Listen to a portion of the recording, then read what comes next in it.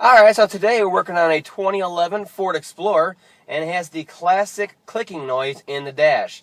And I'll show you how it sounds here in a second. It may do it upon key startup, put the key on.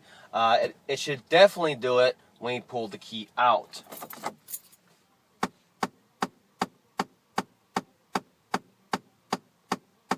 And the only actuator that's actually moving after you pull the key out is the recirc door motor. Plus you can kind of hear it's over here, but then again it could be right here where the actual stack is for the AC unit in there. It could be a blend door motor you're thinking or whatever. But you got to remember, the only one that's actually actuated after the key's out is the recirc door motor. And that's because on most of them, most models and model years, the actual recirc door, they put it to the closed position to keep any outside odors, I guess, out and stuff like that from coming into the car, kind of seal the car up a little more. So that's why this one is moving after the key's out.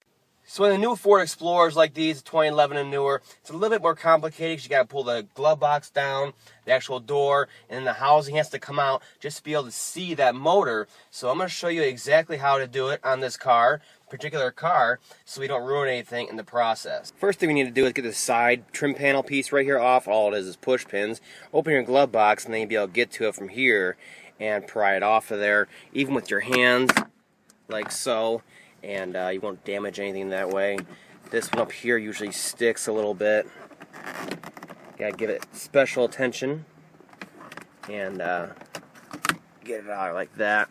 You put that to the side, and then right here on the passenger side of the glove box, you're gonna have a little tether right here that actually clips into the side of the glove box.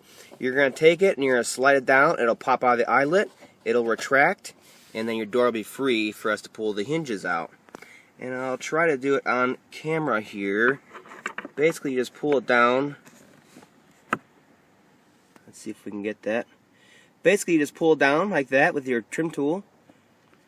It'll go out the eyelet like that, and it'll pop right back in and retract. Now, with your glove box door closed, you'll see underneath there these little white flags.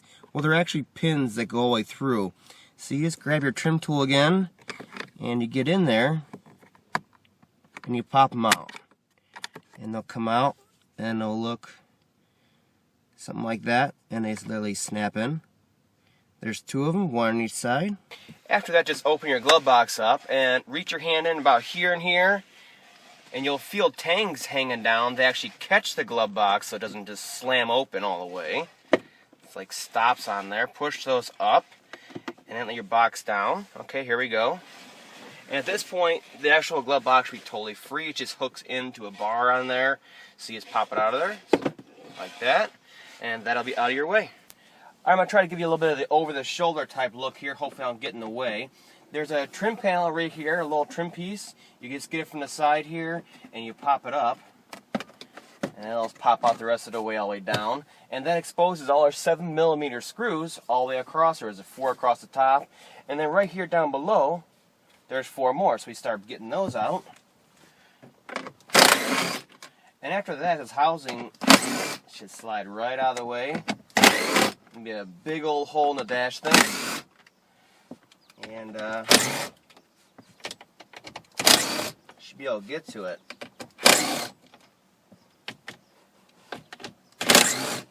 And then once all those screws are out, we should be able to just grab from the side here and yank.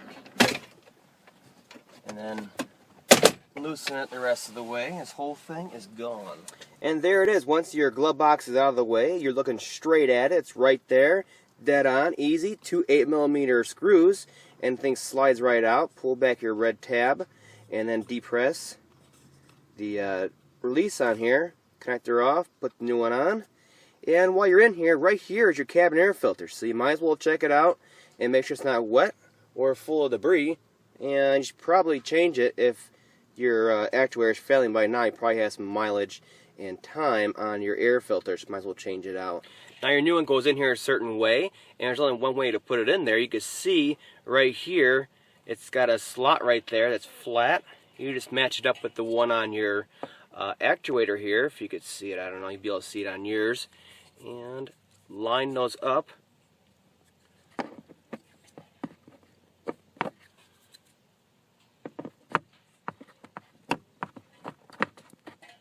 And once you got it on there and splined, then you can turn it to your point of location on here with your screw holes and the locator tab and all that. And it's just slide right in, no force required. Alright, at this point we're just going to put it back together. You can watch it or not watch it, in case you want to watch it, but I'm not going to actually narrate it. This actuator does not require calibration like the other actuators in the HVAC system, so you plug and play. Just make sure the ignition's off, and when it starts up it'll learn the new position automatically. So you just pop this back on, just like that. And then put all your screws back in. Like I said, it's me boring. But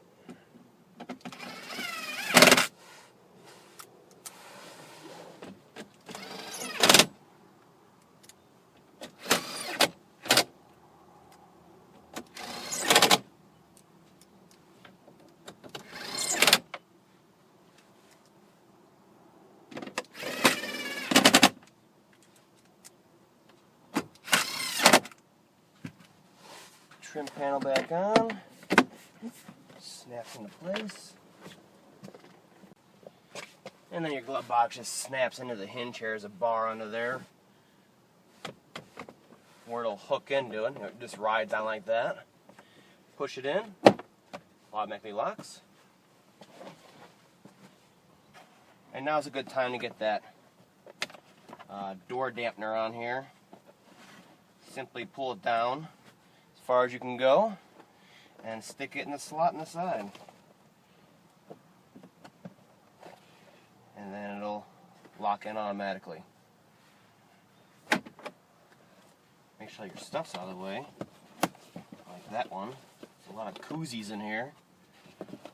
And then, there we go. It's just snap back into place like that. Pop your side panel back on. We don't need that no more.